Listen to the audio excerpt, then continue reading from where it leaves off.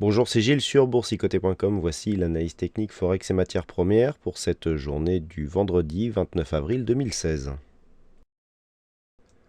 Avec une paire de devises euro-dollar qui tente à remonter ici sur la zone de résistance des 1,1465 après une phase de stabilisation et donc un appui ici sur la moyenne mobile 20 exponentielle, eh bien l'accélération de ce dernier jour a propulsé la paire de devises vers cette résistance. Si une rupture intervenait, une rupture à la hausse, eh bien nous aurions un signal donc court terme assez fort d'une poursuite de ce mouvement qui pourrait se répercuter sur la tendance moyen terme. Toutefois, nous avons ici un RSI et un stochastique qui sont en surachat alors que le MACD est en train de se retourner.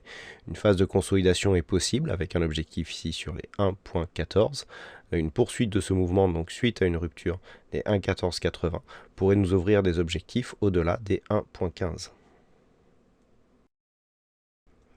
Sur la paire de devises dollariennes, donc le mouvement de ce dernier jour valide la poursuite du mouvement baissier. Donc nous avons eu dans un premier temps les déclarations de la Banque centrale du Japon qui a provoqué donc un statu quo et donc une baisse assez soudaine de cette paire de devises qui s'est poursuivie donc en cette fin de semaine jusqu'à marquer un nouveau point bas significatif sur ce support des 106.30.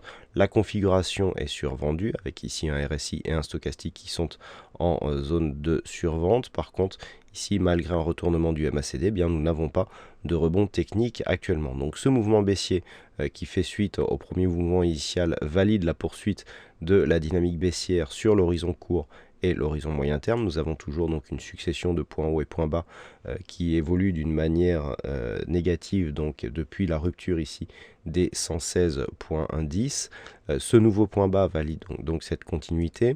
Malgré la configuration de survente, il n'y a pour l'instant pas de rebond technique avec ici un rebond sur le MACD. Toutefois, si ce rebond se mettait en place, on pourra avoir un objectif sur ici les 107.73. Et enfin sur l'or, nous avons là aussi une continuité, un signal de continuité haussier puisque suite donc à une phase de consolidation moyen terme qui dure depuis maintenant quelques semaines, suite à cette dynamique haussière qui avait marqué un point haut sur 1284,50, on avait eu une consolidation ici qui était venue rechercher le retracement à 38,2% de Fibonacci. Suite à cela, on rebondit et on revient ici sur le point haut précédent pour le casser avec force, ce qui valide donc une continuité du mouvement haussier. Donc le retracement des 38,2% a été atteint. Dans ce contexte, nous pouvons tracer les extensions de Fibonacci pour évaluer le possible objectif suite à cette rupture de résistance majeure. Donc l'objectif se situe sur l'extension de Fibonacci à 161,8% qui se quantifie à 1331,6 dollars l'once. Donc dans l'éventualité d'une poursuite de ce mouvement, validé par la cassure haussière des 1310 dollars l'once qui sont une zone de résistance majeure,